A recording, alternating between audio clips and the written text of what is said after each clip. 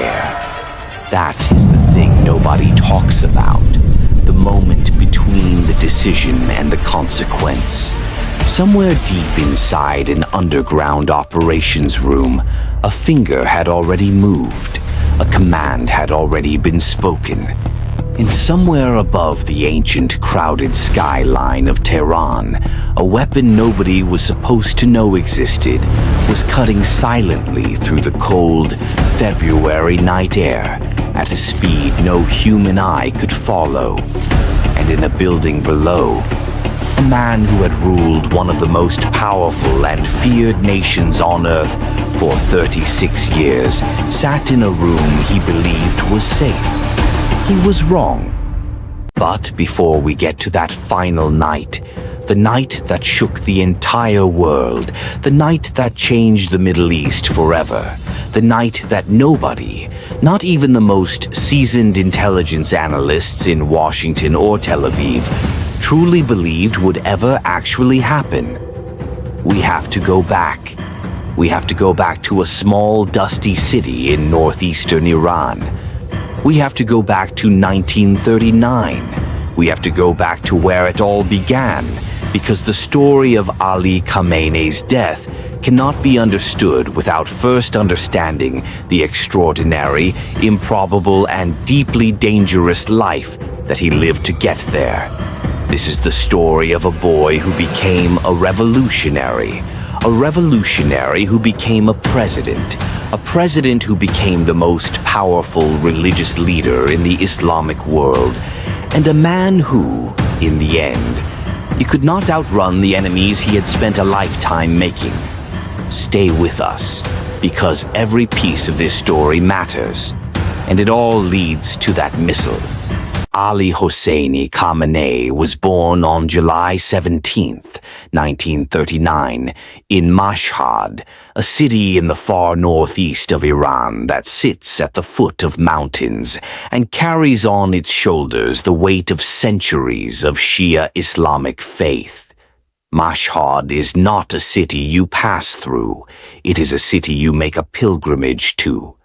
It is the home of the holy shrine of Imam Reza, the 8th Imam of 12er Shia Islam, and every year millions of believers flood its streets to pray, to weep, to touch the golden dome, and feel something larger than themselves. It is, by every measure, one of the most spiritually charged cities on the planet. And it was in this city, in a modest religious household, that the man who would one day rule Iran first opened his eyes. His father, Javad Khamenei, was a cleric, not a wealthy or famous one, but a learned man, a man of books and prayer and discipline. The family did not have much money. Ali grew up in conditions that could be described as austere. Years later, he would recall eating one meal a day during certain periods of his childhood. He would remember the weight of poverty, not as a complaint, but as a formative force, something that shaped the way he saw the world, the way he distrusted wealth, the way he believed that a man's true worth had nothing to do with what he owned. What young Ali had, instead of wealth, was an extraordinary hunger to learn. He began his religious education early, moving through the traditional Shia system of Islamic studies, and by the time he was a teenager, he had already been sent to Najaf, in what is now Iraq, one of the holiest cities in Shia Islam, and one of the greatest centers of Islamic scholarship in the world. It was there, sitting cross-legged in the ancient seminaries of Najaf, that Ali Khamenei first encountered the ideas that would define his entire life, and it was there that he first heard the name that would change everything: Ayatollah Ruhollah Khomeini. Khomeini was already a formidable figure by the time Khamenei encountered his ideas, a cleric of enormous intellectual force and even more enormous political ambition. where most senior clerics in Iran at the time believed that religion and politics should be kept in separate rooms. Khamenei was arguing something far more radical, far more dangerous, and, to a young man like Ali Khamenei, far more electrifying. Khomeini believed that Islamic scholars, the jurists, the clerics, the learned men of faith, had not just the right but the obligation to govern. He called this concept Velayat-e, the guardianship of the Islamic jurist. He was saying in essence that God's law should rule the state, and that it should be interpreted and enforced by God's most learned servants. For Khamenei, this was not just a political theory, it was a revelation. He returned to Iran a changed man. He was no longer simply a student of religion. He was now a student of revolution. And Iran in the 1960s was a country that was about to give him everything he needed to become both. Mohammad Reza Shah Pahlavi was on the throne. The Shah, as he was simply called, was a man who dreamed of turning Iran into a modern, westernized, industrialized nation, a project he called the White Revolution. He wanted highways and universities and women in miniskirts. He wanted Iran to look like Paris, not Mashhad. And to achieve all of this, he was willing to use tools of extraordinary brutality. His secret police, Savak, were feared throughout the country. Men who arrested, tortured, and disappeared anyone who dared to challenge the crown. Khamenei dared. He began organizing. He began speaking. He began connecting young religious students to the growing network of revolutionary thought that Khomeini was building from exile, first in Iraq, later in France. And for this he was arrested, not once, 6 times. He was thrown into prison by Savak agents. He was interrogated. He was held in conditions that would break most men. But every time they released him, he went back. Every time they tried to silence him, he found another way to speak. And those who knew him in those years would later describe a man of iron composure. He did not shout, he did not weep. He sat and he endured, and he waited, and he listened, especially when he was supposed to be broken. You can imprison a man, he told a fellow detainee during one of his stints in jail. But you cannot imprison an idea, and the idea is already free. The other man in the cell looked at him for a long moment. You're going to get us both killed, he finally said. Khamenei smiled slightly. Perhaps, he said, but not today. He was not wrong on either count. The years ahead would bring death very close to Ali Khamenei, closer than most men ever survive. But not yet. First, there was a revolution to complete. In 1979, the world watched in something between awe and disbelief as the Iranian Revolution succeeded beyond anyone's wildest expectations. The Shah fled. Khomeini returned from exile on a packed Air France jet, descending onto Iranian soil to a reception of millions. The Islamic Republic of Iran was declared. The old order was gone. And in the chaos and electricity of those days, Ali Khamenei emerged as one of the inner circle, a trusted lieutenant, a man who had suffered for the cause and survived. He was given roles. He was sent to the Ministry of Defense. He became the Friday prayer leader of Tehran, a position of enormous symbolic power. The man who stood before the faithful every week and interpreted the world through the lens of Islamic revolution. He was given a seat on the Revolutionary Council. He was, by any measure, a man on the rise, and then someone tried to kill him. On June 27, 1981, Khamenei was giving a speech at a mosque in Tehran, Mashhad Abu Dar, in the east of the city. The room was packed. The air was warm. He had just begun speaking when a bomb hidden inside a tape recorder exploded. The blast was devastating.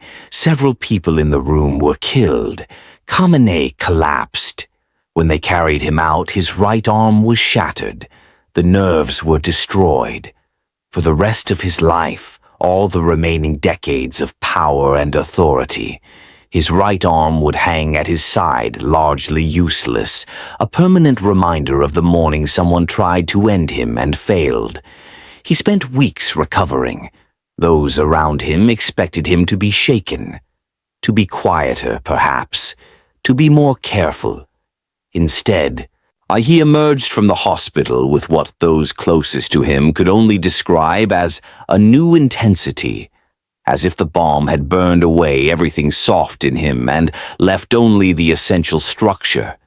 He was 31 years old. He had survived. He was not interested in being careful. 2 months after the assassination attempt, he was elected president of Iran. He would serve 2 terms, 8 years, as the president of the Islamic Republic. They were years of extraordinary difficulty. The Iran-Iraq War, which Saddam Hussein had launched in 1980 with what many believed was quiet American encouragement, was grinding on and on, a war of trenches and chemical weapons and human wave attacks that would eventually kill somewhere between 1 and 2 million people. Khamenei was deeply involved in the prosecution of that war. He visited the fronts. He spoke to the soldiers. He sat with Khamenei and argued about strategy and diplomacy. When the ceasefire finally came in 1988, it was Khamenei who described accepting it as drinking a cup of poison. But it was Khamenei who had lived in the war's shadow for years and emerged from it with an even deeper conviction. Iran's enemies were real, they were powerful, and they would never stop trying to destroy the Islamic Republic unless the Islamic Republic made itself too strong and too dangerous to attack. That conviction would shape everything that came after. On June 3, 1989, Ayatollah Ruhollah Khomeini died. He had been ill for months. The country had known it was coming. But knowing and experiencing are 2 entirely different things, and when his death was announced, Iran seemed to stop breathing for a moment. The father of the revolution was gone. The question that every political analyst, every foreign intelligence agency, every government on earth was suddenly asking was the same. What happens now? The answer came faster than anyone expected, and it surprised almost everyone. Saali Hosseini Khamenei, the former president, the man with the paralyzed arm, the man who had been arrested 6 times and blown up once and had never stopped, was named Supreme Leader of the Islamic Republic of Iran. He was not the most senior cleric. There were others with more religious credentials. There were others who had been in the inner circle longer. But the assembly of experts, the body responsible for selecting the supreme leader, chose him, and Iran's future turned on that choice. He was 50 years old. He would not relinquish power for another 36 years. If you want to understand who Ali Khamenei was as supreme leader, you cannot reduce him to a simple villain or a simple hero. The picture is far more complicated, far more human, and in some ways far more disturbing than any simple portrait. Because Khamenei was not a man of random cruelty, he was a man of absolute conviction, and that in many ways made him more dangerous than someone who was simply cruel. He believed with a certainty that never appeared to waver across 36 years that the United States was engaged in an imperialist project to dominate the Middle East and destroy the Islamic Republic. He believed that Israel, which he refused to recognize and which he called a Zionist entity, was both a weapon of that imperialism and an existential project he was theologically and politically obligated to oppose. He believed that Iran's survival depended on building a network of allied forces throughout the region, in Lebanon with Hezbollah, in Gaza with Hamas, in Iraq with various Shia militias, in Yemen with the Houthis, that could deter and bleed Iran's enemies, even if Iran itself was not directly attacked. This strategy had a name inside policy circles in Washington and Tel Aviv, the axis of resistance. And for years, decades actually, it worked.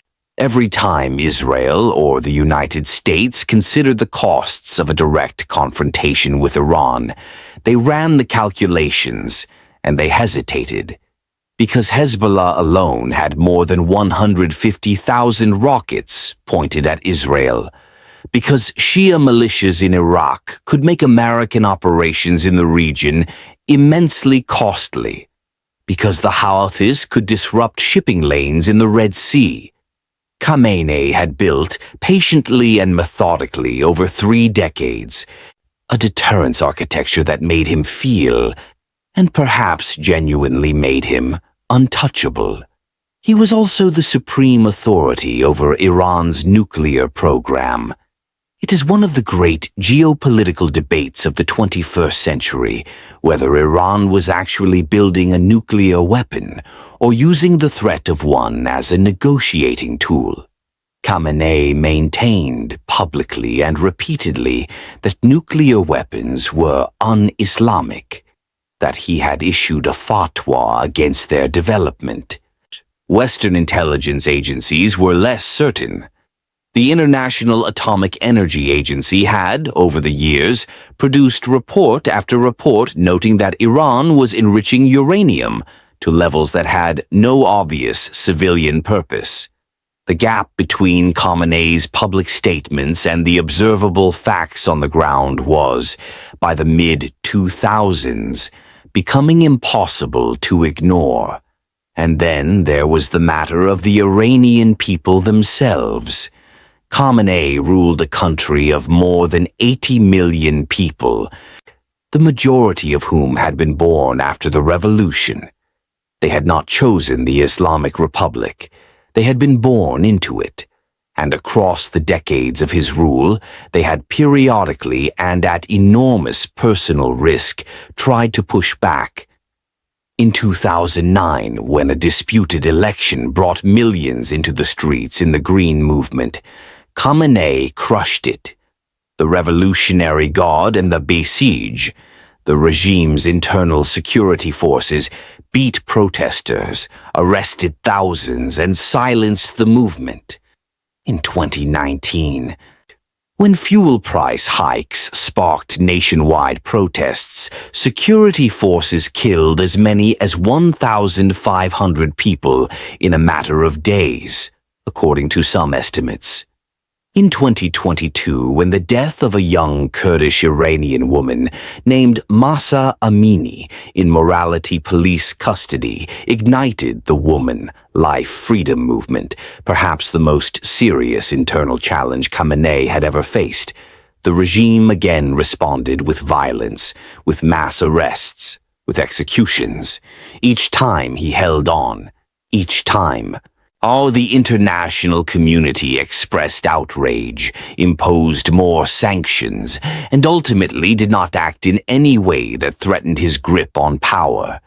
And each time Khamenei seemed to draw from the suppression not guilt, but confirmation. Confirmation that his enemies were always out there, that vigilance was always required, that softness was always fatal. He was 85 years old in 2025. He was, by all visible measures, in declining health. There had been reports for years, unconfirmed or officially denied, of prostate cancer, of various hospitalizations, of moments where he appeared frail in ways that the carefully managed state television footage could not entirely conceal. The question of succession had become, in Iranian political circles, both urgent and dangerous. Dangerous because raising it publicly could be interpreted as disloyalty, and in Khamenei's Iran, disloyalty had consequences.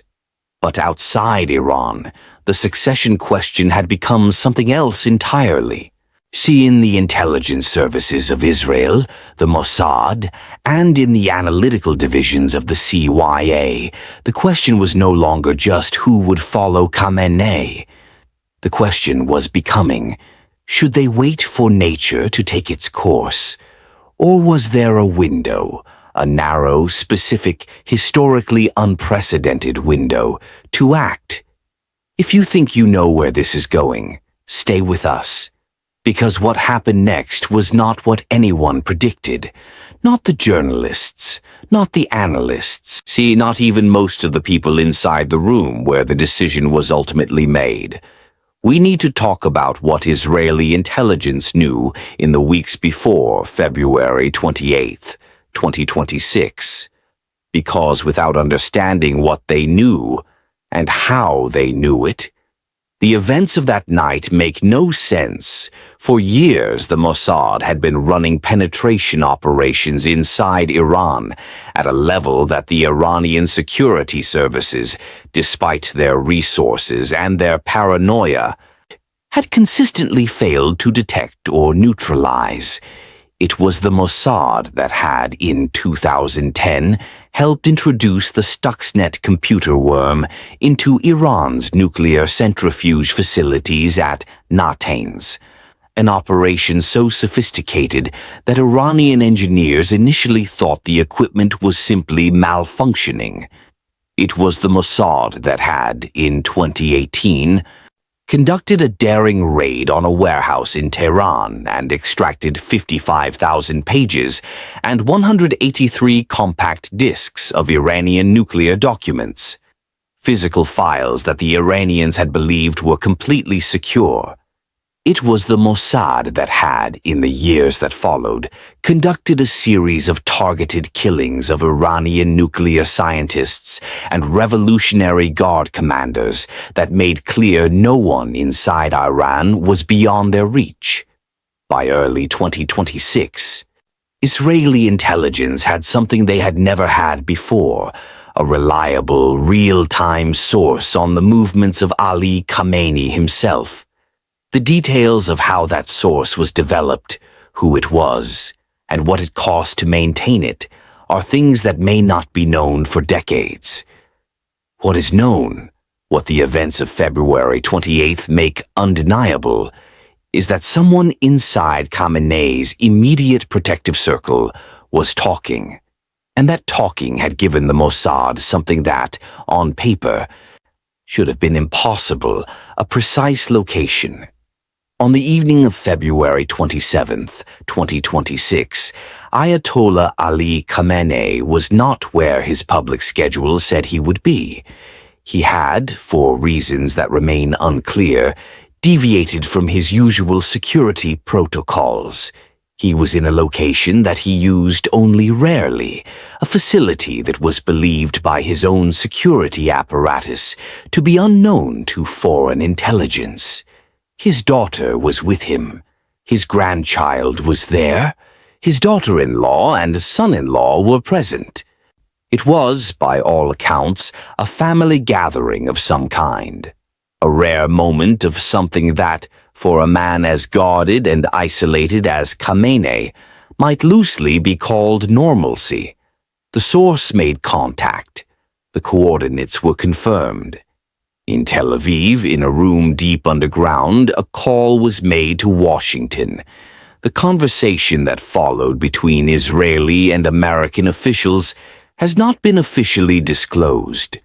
What President Donald Trump later said publicly, on Truth Social, say in his characteristic style within hours of the strike, was that American intelligence played a direct role in tracking and targeting Khamenei.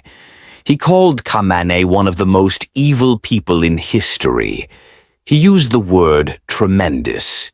He said it was a great day for America and for the world. What he did not say, and what the statements from Tel Aviv also carefully omitted, was the texture of that decision. The hours of deliberation, the arguments made on both sides. See the weight of what they were about to do. Because ordering the assassination of a sitting head of state, even one as internationally reviled as Khamenei, was not a small thing. It was an act with consequences that no one could fully model, fully predict, or fully control.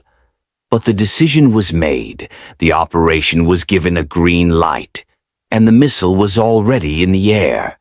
It struck on the night of February 28, 2026. The explosion was described by witnesses in the surrounding streets as unlike anything they had heard before. Not a single detonation, but a sequence of them, each one rolling into the next like thunder that couldn't find its end. Windows shattered across a radius that stretched for blocks. Car alarms screamed. People who had been sleeping were thrown from their beds. Iranian state television went off the air almost immediately. The communications blackout that followed was not accidental. It was a deliberate act of the regime's crisis protocol, an attempt to control the information environment while the scope of what had happened was still being assessed.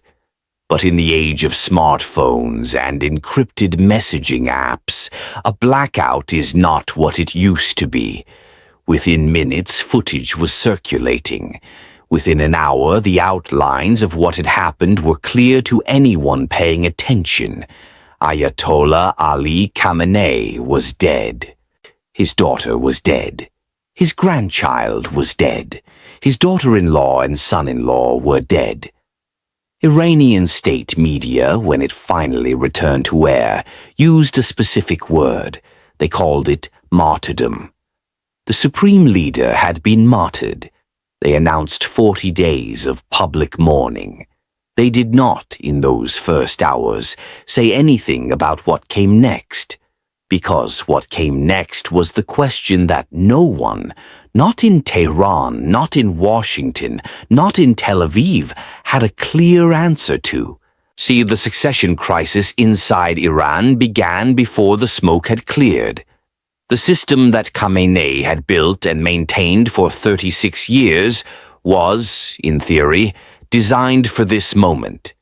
The assembly of experts was supposed to convene and select a new supreme leader. There were names that had been circulating for years. Ibrahim Raisi had been seen as a potential successor until his death in a helicopter crash in 2024.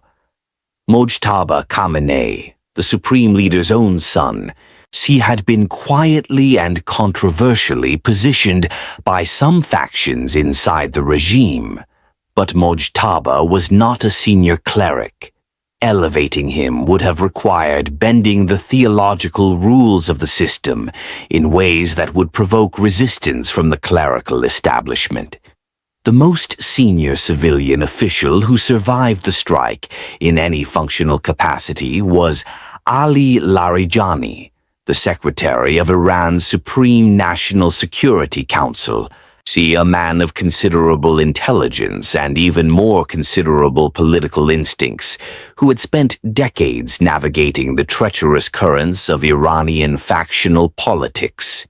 He emerged in the immediate aftermath as the de facto voice of the regime, appearing on state television with a composed, measured expression that seemed to say, simultaneously, that Iran was in mourning and that Iran was not finished. The Islamic Republic, Larijani said, his voice steady, his eyes carrying something that might have been grief and might have been calculation, has faced every enemy that history has thrown at it. We have buried our martyrs before, We will bury them again, and we will remain. It was the right thing to say. Whether it was true was a different question, because outside the official narrative, something else was happening in Iran.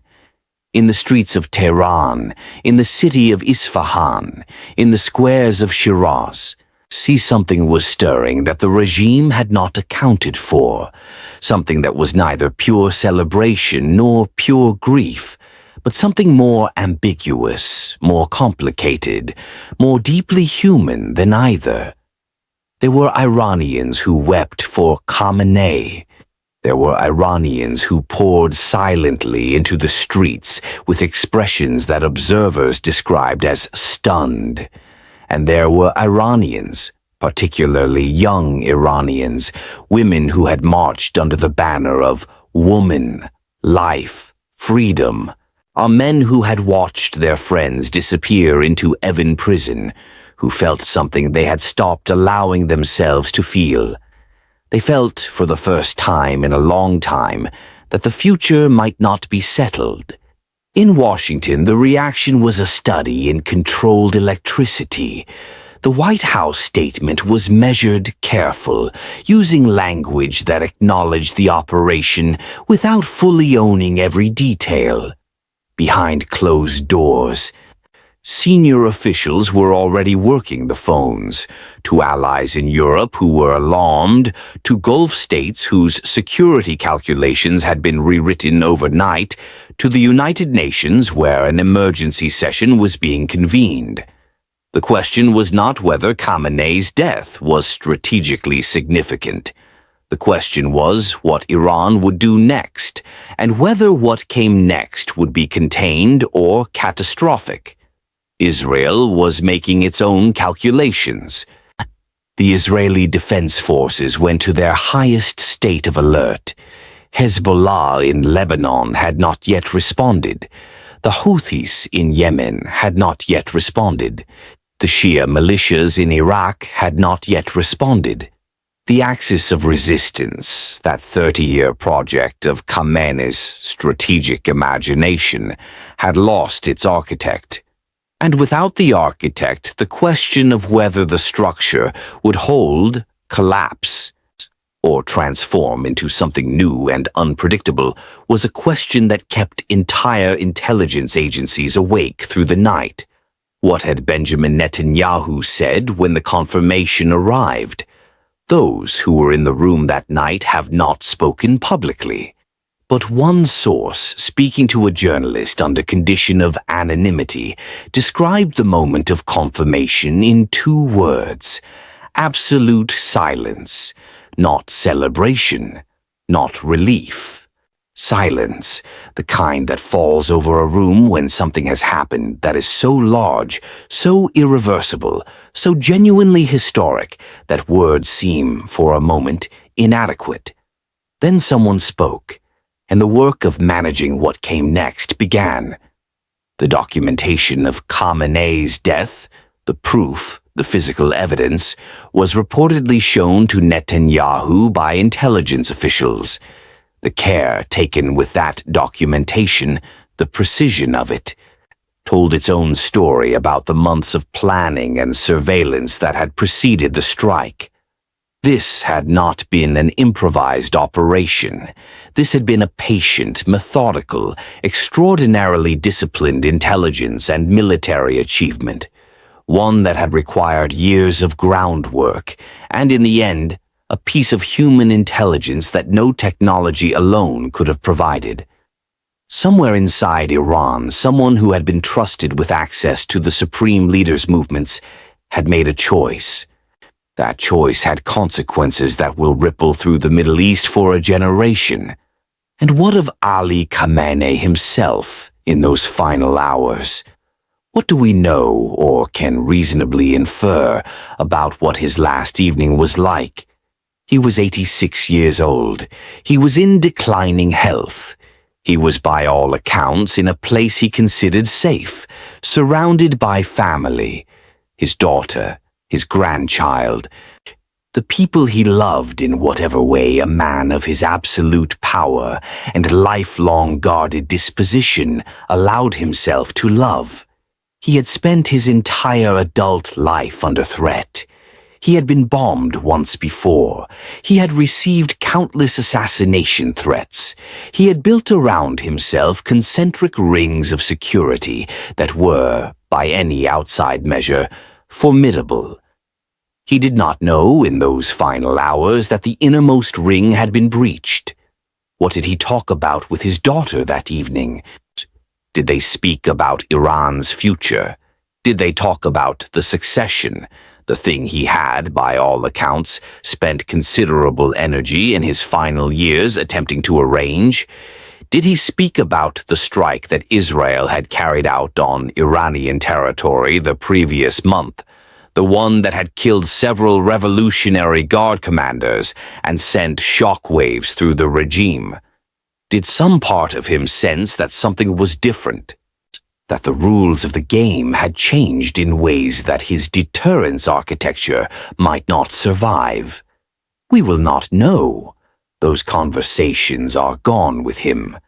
What we do know is that Ali Hosseini Khamenei was born in Mashhad in 1939 and died in Tehran on February 28, 2026.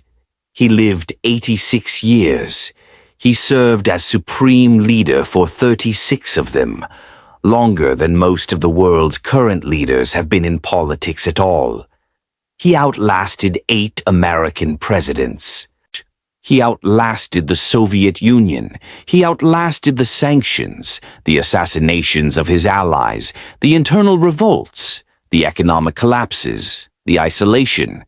He survived everything, until he didn't. History will argue about him for a very long time. The arguments are already beginning. There are those who see him as a man of genuine religious conviction, who built and defended a state according to his understanding of God's will, however brutally, however at odds with the aspirations of millions of his own citizens. There are those who see him as a tyrant who used the language of faith as a cover for absolute power, who crushed dissent with a savagery that had nothing divine about it, who exported violence and instability across a region that bled for decades under his strategic choices. There are those who see him as a geopolitical chess player of rare skill, a man who, with far fewer resources than his adversaries, built a deterrence architecture that kept his country from being directly attacked for 36 years. And there are the Iranian women who cut their hair in the streets, and the young men who chanted in the squares, and the political prisoners who spent years in Evin prison, and the families of the 1,500 people killed in the 2019 crackdown. And for them, the arguments of history may feel very distant from the lived reality of what his rule cost. All of these things are true at the same time. That is the nature of consequential lives. They resist simple verdicts. But here is what is not in dispute. On February 28, 2026, a chapter of modern history closed violently and irrevocably. The man who had defined Iran's place in the world for more than a third of a century was gone. The country he left behind was in crisis, in mourning, in uncertainty, and in the grip of forces, internal, regional, global, that nobody could yet fully read. The axis of resistance was leaderless. The succession was unresolved, and the Middle East, which has never in living memory been a region that rewards uncertainty, was holding its breath. Somewhere in Tehran, Ali Larijani was preparing to speak again. Somewhere in Tel Aviv, analysts were watching satellite imagery of military movements across Lebanon and Iraq and Yemen. Somewhere in Washington, phones were ringing in the middle of the night in the offices of people whose job it was to manage the consequences of decisions this large. And somewhere in Mashhad, the holy city where it all began, the city of the Golden Dome and the pilgrims and the mountain wind, an 86-year-old man's story was over. The boy who had grown up eating one meal a day, the student who had sat cross-legged in the seminaries of Najaf and felt an idea take fire in him, the revolutionary who had been arrested 6 times and kept going back, the president who had led his country through a devastating war, the supreme leader who had held power longer than most people hold any job. He was gone, and the world he had shaped, imperfectly, violently, consequentially, would now have to figure out what came next without him. The missile was already in the air. And then it wasn't, and then everything changed. If you've made it this far, you already know this story is not over. The succession crisis in Iran is still unfolding. The question of what the axis of resistance does without its architect is still being answered in real time. The geopolitical consequences of February 28th will take months, possibly years, to fully reveal themselves. We will be covering every development as it unfolds. The new leadership, the regional reactions, the domestic situation inside Iran, and the broader question of what a post-Khamenei Middle East actually looks like. If you want to understand all of it, and understand it before most people do, subscribe now. Hit the notification bell. Leave a comment below telling us what you think comes next for Iran. Your perspective matters more than you know, because the story of what happens after the most powerful man in the Islamic Republic dies on a February night in Tehran, that story is just beginning, and you do not want to miss what comes next.